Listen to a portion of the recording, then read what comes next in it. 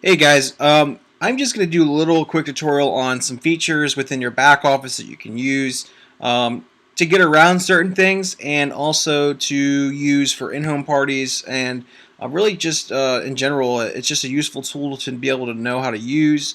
Um, I know Nelly went live about using this feature last night to get around some of the cross-buying issues, having the customer contact you first so that you can actually manually create the order for them instead of them trying to do it and having the potential problem of them, getting tracked on other people's sites and then coming in wrong. If you just have them message you, first and you create the order, you can solve this problem. But I'm not really going to focus on that. That's not the sole purpose of this feature. Um,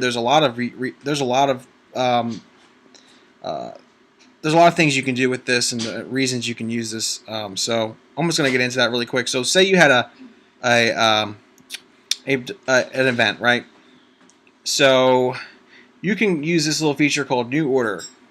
If it's still an open party, you can place an order. Okay, so it says New Order outside the event. Boom, click that. All right. I guess you can make yourself your buying, but if you make yourself buying, guys, keep this in mind that you probably won't get any commission for it because when you say I am buying, you mean your consultant account, and you guys don't get paid commissions on your own consultant orders. Okay, so if you're going to place an order under event for yourself through the back office, make sure you use your customer account that you've created for yourself. That was one of the first steps to do when you first get in here in this back office. But once you have your own customer account, you can create an order under yourself through here. So in this example, I'm just going to, let's just say Persephone, my customer. I wanted to create an order for her. Okay, so she contacted me and she was like, I can't figure out the website or whatever, blah blah blah. Like, okay, Persephone, what I'll do is I'll do it myself. Okay, so I have another way to place the order, so you don't have to go through the hassle of the website. Just tell me what you want, right? So Persephone here, her customer account is already existing, meaning that she's created it. Either you created it for her, or she's created a customer account on your website at one point in time. Um, so start order, and here you are. You're literally in the party here, and you can place an order for the customer. Anything if they say, "Oh, I want a tray," tray. So you're in their customer account right now, placing the order for them. Okay, for them right now. So and then you go to cart, and you click checkout. Okay, and this all their customer account info will pop up, like their billing, their shipping address.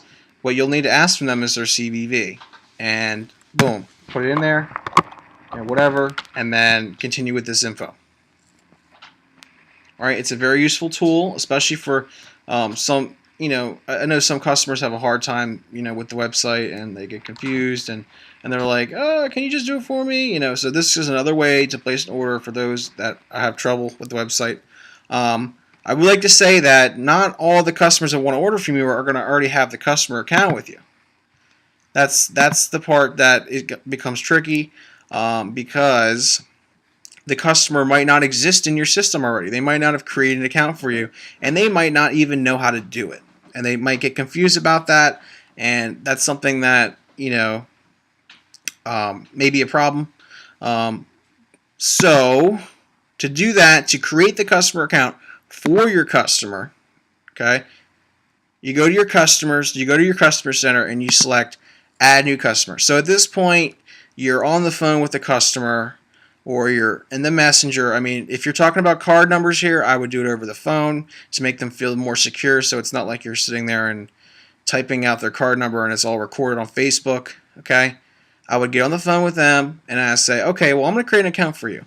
You do this, you put their last name, like filling out, you ask them for their city, their shipping address, and everything like that. And then you get down to the card information and you ask to put, okay, so I need to have card information on your file so that I can place orders for you in the back office when you request it. This is required to create an account.